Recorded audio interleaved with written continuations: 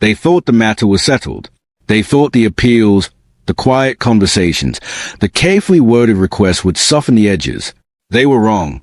In the space of 72 hours, the carefully constructed balance inside the British royal family has been shattered by two people who rarely speak in public the same way they speak behind closed doors.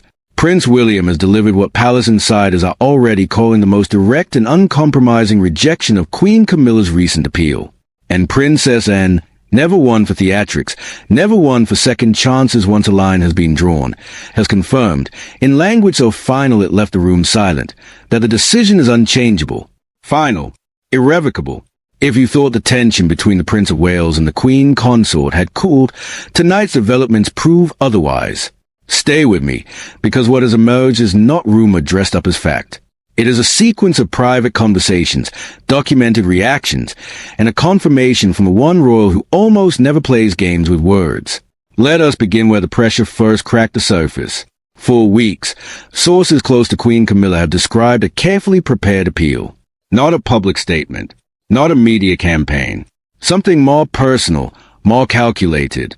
An appeal directed toward the future king and, by extension, toward the institutional machinery that now answers more readily to William than to anyone else. The substance of that appeal, according to multiple individuals familiar with the discussions, centered on influence, visibility, and the delicate question of how much of the late Queen's informal authority Camilla still expected to exercise. In short, a request for continued soft power, continued access, and continued consideration on matters that the new generation has already begun to reorganize. William's response was not delivered through intermediaries alone. It was direct. Those present describe a tone that was calm to the point of being icy, controlled, precise, and utterly devoid of the polite ambiguity that once characterized royal disagreements. He did not raise his voice. He did not need to. The substance of his rejection was unambiguous. The appeal was denied. The parameters that had already been set would not be reopened. The future of the monarchy, in William's framing, was not a matter for negotiation based on past arrangements or personal preference.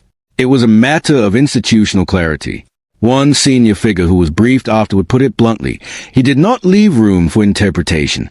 The answer was no, and the manner in which it was delivered made clear that further discussion on the same terms would be considered an attempt to reopen a closed file. That alone would have been significant, but it is what followed that has sent genuine shockwaves through the private channels of the family. Princess Anne was not a bystander. She was, according to those with direct knowledge, consulted, and when the moment came for confirmation, she gave it without hesitation. And style has always been different from her brothers. She does not traffic in sentiment when the institution is at stake. She does not soften language for the sake of feelings. When she speaks of a decision being unchangeable and final, those words carry the weight of someone who has spent decades enforcing discipline inside the royal machine. The confirmation came in a private setting. No cameras, no prepared statement. Simply the Princess Royal stating, with characteristic brevity, that the decision stood, that it would not be revisited, that attempts to revisit it would be unproductive and, in her view, inappropriate. Sources describe the atmosphere afterward as heavy, not angry in the theatrical sense, simply settled. The kind of settlement that leaves no graceful exit for those who had hoped for flexibility. Why does this matter so deeply? Because Camilla's position has always rested on a delicate mixture of personal loyalty to the late king and institutional acceptance. The late Queen's careful endorsement, Charles's determination to elevate her, and the public's gradual adjustment all contributed to a status that looked secure. Yet the transition of practical authority has been accelerating. William's household has grown more assertive. The calendar of public duties, the allocation of patronage, the quiet decisions about which causes receive which level of royal attention, these are no longer distributed in the same way they were 5 years ago. An appeal that sought to preserve an older pattern of influence was always going to meet resistance. What surprised even some seasoned observers was the speed and the finality with which that resistance was expressed. William's rejection did not come in isolation. It sits inside a broader pattern of decisions that signal a deliberate narrowing of the inner circle and a clearer definition of roles. The Prince of Wales has made no secret, in private and increasingly in the tone of his public work, that the monarchy he intends to leave will be leaner, more focused, and less tolerant of overlapping centers of influence. Camilla's appeal, however carefully framed, was perceived by his side as an attempt to maintain a parallel channel of soft power. That perception, once formed, proved decisive. Anne's role in confirming the finality of the decision is particularly telling. The Princess Royal has long been regarded as a family's institutional memory and its most pragmatic operator. She has navigated the reigns of her mother, her brother, and now the rising influence of her nephew with consistency that few can match. When she endorses a line as unchangeable, it carries a different kind of authority, one rooted not in emotion but in the hard logic of survival for the institution. Her confirmation effectively closed the internal debate. Those who might have hoped for a quieter reconsideration or a gradual softening now face a united front from the two most consequential figures of the next generation and the most experienced working royal of the previous one. The reaction inside certain parts of the household has been described as stunned. Not because the outcome was entirely unexpected. William's direction has been visible for some time, but because the manner of delivery left so little room for the usual face-saving adjustments. In royal life, even firm decisions are often wrapped in language that allows everyone to claim a measure of dignity. This time, the wrapping was minimal.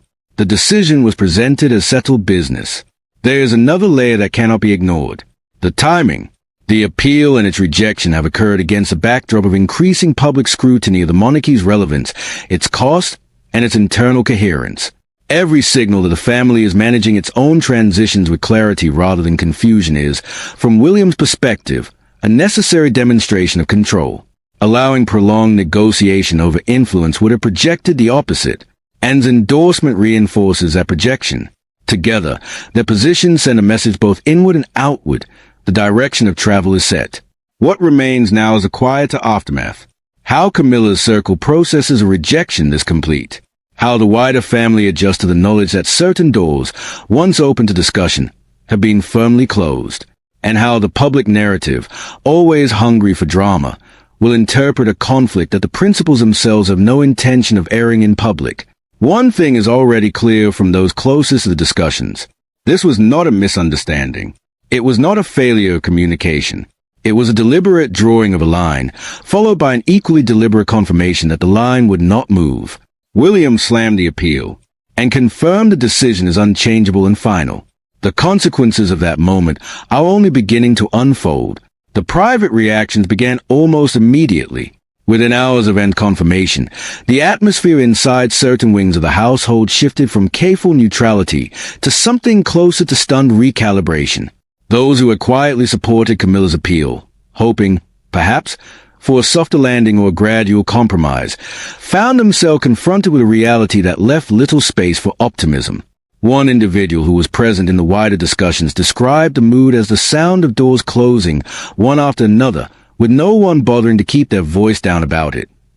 Camilla herself, according to those familiar with her immediate circle, received the news with a composed exterior that has defined so much of her public life. Yet the private processing was different. The appeal had not been reckless. It had been measured, framed in the language of continuity and institutional memory, grounded in the years she had spent at Charles's side and the careful acceptance she had eventually secured from the late Queen. To have that appeal met with such absolute finality from both William and Anne struck at something deeper than protocol. It struck at the assumption that certain relationships still carried residual influence once the formal structures had moved on. William's household, by contrast, showed no signs of second-guessing. Sources describe a quiet satisfaction that the matter had been settled cleanly and without the prolonged internal debate that so often weakens royal decisions. The Prince of Wales has made a deliberate practice of drawing clear lines early rather than allowing ambiguity to fester. In this instance, the line was drawn with particular firmness because the stakes were institutional rather than merely personal. Allowing any perception that the future king's authority could be negotiated through private appeal would, in his view, have set a dangerous precedent. Anne's endorsement removed any remaining doubt that the decision rested on solid ground within the working family. What makes Anne's role especially consequential is the weight she carries among the staff and the extended royal apparatus. She is not a figure who issues dramatic statements for effect. When she declares a matter unchangeable and final, the people who actually run the day-to-day machinery of the monarchy take notice. Several long-serving aides have privately remarked that her confirmation carried more practical force than almost any other voice could have supplied. It signaled that the old pathways of quiet influence, pathways that once wound through the late Queen's household and later through Charles S., were no longer open in the same way. The map had been redrawn. The wider implications are already being felt in the subtle redistribution of access and priority. Invitations, briefings, and the informal consultations that once flowed more freely toward Camilla's office have begun to narrow. Not in a theatrical purge, but in the quieter, more effective manner that characterizes real power shifts inside the institution. Fewer meetings that matter, fewer opportunities to shape the narrative before decisions are locked in, fewer assumptions that past proximity guarantees future relevance. William's team has been meticulous about maintaining outward courtesy. The courtesy, however, now operates within stricter boundaries. There is also the question of public perception, which neither William nor Owen can entirely ignore even as they refuse to feed it. The British public has grown accustomed to a certain amount of royal drama, but it has also grown more impatient with the appearance of internal conflict that serves no larger purpose. By closing the matter so decisively, the Prince of Wales and the Princess Royal have attempted to present a picture of coherence. Whether that picture holds under sustained scrutiny remains to be seen. Already, the more observant commentators have begun to note the change in tone around Camilla's public engagements. Still present, still respected, yet somehow less central to the emerging narrative of the next reign. Inside the family, the personal dimensions cannot be entirely separated from the institutional ones. William's relationship with his stepmother has always been complex, shaped by years of public difficulty, private reconciliation, and the eventual necessity of working within the same institution. The rejection of her appeal does not erase the progress that was made during Charles S.'s reign, but it does redefine the limits of that progress. Anne, for her part, has never been sentimental about family hierarchies when they conflict with the survival of the crown. Her confirmation was consistent with a lifetime of prioritizing duty over comfort. As the days have passed, the silence from the principals themselves has been telling. No statements. No carefully leaked counter-narratives. No attempt to soften the edges for the benefit of outside observers. That silence is itself a form of communication. It says a decision does not require further explanation because it is not open to further discussion. In a family that has historically excelled at managing appearances through ambiguity, the absence of ambiguity is striking. Looking ahead, the consequences will unfold in stages. The immediate stage is the adjustment of expectations within Camilla's circle and among those who had hoped the old patterns of influence might survive the transition. The medium-term stage will be visible in the shape of the working monarchy itself, which causes receive the highest level of patronage, which voices are consulted on sensitive matters, and how the calendar of royal duties continues to concentrate around the Prince and Princess of Wales and their children. The longer-term stage is the one that truly matters to William, the establishment of a reign in which authority is clear, roles are defined, and the institution no longer tolerates competing centers of soft power. Anne's confirmation has made that longer-term project more achievable. By standing firmly with her nephew on a decision of this sensitivity, she has lent it a legitimacy that extends beyond generational change. She has signaled that the continuity of the monarchy does not require the preservation of every arrangement that existed under the previous reign. Some arrangements, once useful, become obstacles. When that happens, they are removed. The story that began with a private appeal has ended. For now, with a public silence and a private finality, William rejected the request without leaving room for reinterpretation, and confirmed that the rejection was permanent. Between them, they have drawn a line that the rest of the family is now expected to respect. Whether that line holds under the pressures still to come, pressures of public opinion, of family feeling, or the inevitable test that every new configuration of royal power must face, will determine how this chapter is remembered. For the moment, the message from the two most consequential figures in the current structure is unmistakable. The decision is unchangeable. The decision is final. And the monarchy, as they see it, will move forward on that basis.